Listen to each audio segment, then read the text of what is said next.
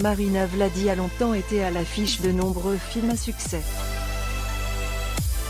Pourtant, l'actrice qui célèbre ses 83 ans le lundi 10 mai 2021, était très populaire dans le temps. L'octogénaire vit désormais dans des conditions déplorables, avec à peine 600 € par mois. Elle a autrefois connu un passé glorieux. Mais Marina Vladi a laissé tout cela derrière elle. Celle qui était comédienne, écrivaine et chanteuse vit désormais avec un salaire d'à peine 600 $ chaque mois. De son passé glorieux, la comédienne ne garde que des souvenirs. Il fut un temps où Marina Vladi rayonnait sur le grand écran. On la voyait à l'affiche de grands succès comme La Princesse de Clèves, Le lit conjugal ou encore 2 ou 3 choses que je sais d'elle. Marina Vladi reçoit le prix Suzanne Bianc le 18 novembre 1954. Photo, Getty Images. Elle vit avec un salaire mensuel dérisoire. Celle qui a été primée du prix d'interprétation à Cannes en 1963, n'a toutefois pas réussi à se mettre à l'abri financièrement. Dans les colonnes de Libération, la comédienne a rejeté la faute sur les producteurs. Elle a confié que ces derniers ne payaient pas de cotisations sociales. Ce qui lui vaut de toucher seulement 600 € par mois après avoir eu une carrière de 80 films. Marina Vladi à la nuit à Page au Palais des Congrès à Paris. Source, Getty Images. Marina Vladi a tourné gratuitement. Même si la situation semble triste, Marina Vladi ne jette pas l'éponge pour autant.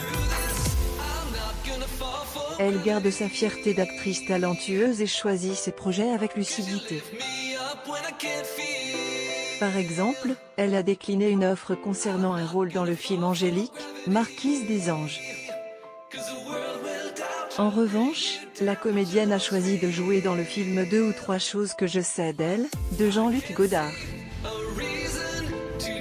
On la retrouve également dans le film Quelques jours de répit, qui a été tourné avec un petit budget. Marina Vladi a encore tellement de fierté qu'elle a accepté de tourner gratuitement pour ce film. Elle a été sensible à l'émotion que procurait le film et a accepté de renoncer à être payée. Marina Vladi à l'émission Vivement Dimanche. Source, Getty Images. Une famille de 4 actrices. Marina est la benjamine d'une famille de 4 sœurs actrices françaises. On les a surnommées les sœurs Poliakoff dans le milieu du cinéma. Sa sœur aînée, Olga, est devenue réalisatrice avant de mourir en 2009. Sa deuxième sœur, Tania, qui est décédée en 1980, s'est fait connaître dans la peau d'Odile Versoix. Militza, quant à elle, a fait ses états de service dans une carrière de comédienne sous le personnage d'Hélène Vallier. Marina Vladi le 26 août 2001 à Chanceau-près-Loches, France. Source, Getty Images. Une carrière étonnante. Celle qui a remporté le prix Suzanne Bianchetti à l'âge de 16 ans a très vite été sous les projecteurs et faisait partie des actrices les plus convoitées par les metteurs en scène.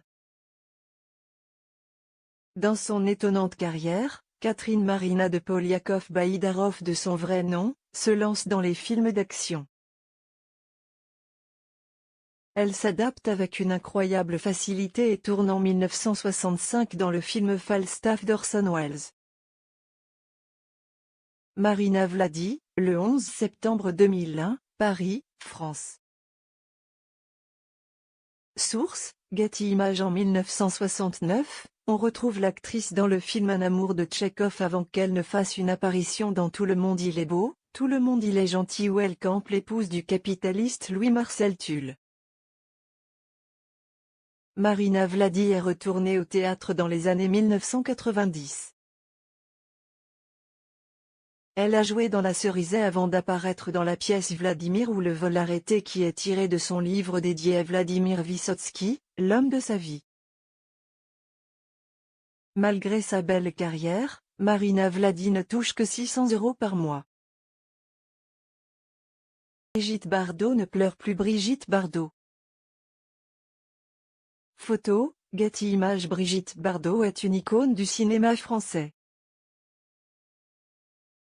La comédienne de 86 ans a expliqué qu'elle est devenue incapable de pleurer. Découvrez pourquoi la vedette du 7e art ne peut plus faire couler de larmes.